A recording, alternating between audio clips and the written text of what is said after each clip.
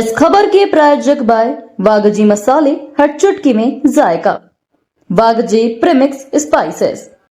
इंदौर में एक कारोबारी के साथ साइबर फ्रॉड का मामला सामने आया है। फरियादी धर्मेंद्र शर्मा को एक युवती ने फोन कर खुद को नीना शर्मा बताकर निवेश का लालच दिया। युवती ने नियम विनियम प्राइवेट कैपिटल प्राइवेट लिमिटेड नामक कंपनी की वेबसाइट का हवाला देते हुए 2 गुना 3 गुना मुनाफे का झांसा दिया। शुरुआत में धर्मेंद्र ने संदेह के बावजूद छोटी राशि निवेश की, जिससे वेबसाइट पर बढ़ता देखकर उनका भरोसा बढ़ गया। इसके बाद उन्होंने 11,65,000 रुपए निवेश कर दिए। जब पैसे निकालने की कोशिश की तो वेबसाइट से रकम नहीं निकली और युवती का फोन भी बंद हो गया। धोखाधड़ी का एहसास होने पर धर्मेंद्र ने साइबर पोर्टल पर शिकायत दर्ज कराई। क्राइम ब्रांच ने त्वरित कार्रवाई करते हुए संबंधित बैंक खातों को फ्रीज करवाया और अब तक 11,65,000 रुपए वापस कराए जा चुके हैं।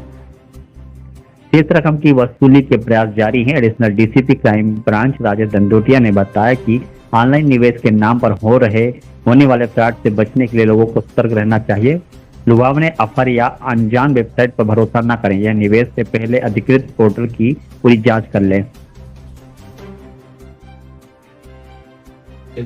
एक कारोबारी है जिसके साथ एक इन्वेस्टमेंट फ्रॉड की घटना सामने आई है, साइबर फ्रॉड हुआ है और उसका नाम जो कि परिवर्तित है, धर्मेंद्र शर्मा उसका नाम है। और उसके पास व्हाट्सएप पर एक मैसेज आया एक लड़की का जिसने अपना नाम नैना शर्मा बताया और ये बोला कि आप इन्वेस्टमेंट करिए तो आपको प्रॉफिट मिलेगा, लेकिन उसने बिल्कुल भी विश्वास नहीं किया।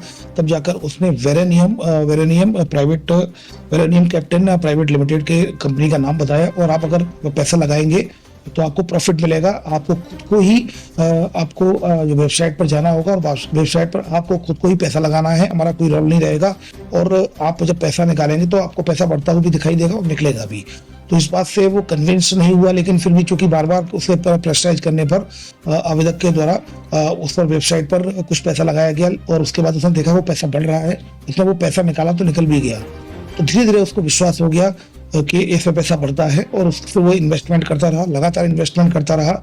और जब कुल जो रकम होगी इसकी 54 लाख, तब उसको लगा कि अब मैं इसको निकालूं। जैसे ही वो निकालने के लिए गया तो फिर वो निकले नहीं और फिर उसने कांटेक्ट करने की कोशिश की नैना शर्मा से, तो मोबाइल उसका बंद था। तो उसकी समझ में आके फ्रॉड हो गया है। तो साइबर फ्रॉड की यहाँ पर एनसीआर पोर्टल 1930 पर कंप्लेंट रजिस्टर कराई जाकर सारे अकाउंट्स को ब्लॉक कराया गया जिसमें अकाउंट में पैसे गए थे। और उसमें अभी कल तक की स्थिति में कुल मिलाकर 11,65,000 रुपए इसके वापस करा दिए गए हैं फरियादी के माननीय कोर्ट न्यायालय के माध्यम से। और इसमें लगातार जो अकाउंट्स फ्रीज कराए गए हैं उनसे जो उसके जो पैसा गया है उसको रिकवरी के प्रयास लगातार जारी रहेंगे। और मैं इस संबंध में क्राइम ब्रांच के द्वारा एडवाइजरी भी जारी की गई है कि इस तरह के जो लुभावने ऑफर आते हैं कि इन्वेस्टमेंट में आपको दुगना और तिगना करने के और बहुत ज्यादा फायदा दिखाते हैं, ऐसे लोगों में नहीं आना है। और इन्वेस्टमेंट कभी भी अगर करना है तो उसकी ऑफिशियल वेबसाइट पर जाकर उसको चेक करके और पूरी अच्छी तरह से उसको एनालिसिस करने के बाद उसको वेरीफाइड करने के बाद ही आगे बढ़ना चाहिए। इस संदर्भ में इंदौर क्राइम ब्रांच के द्वारा एडवाइजरी जारी की गई है।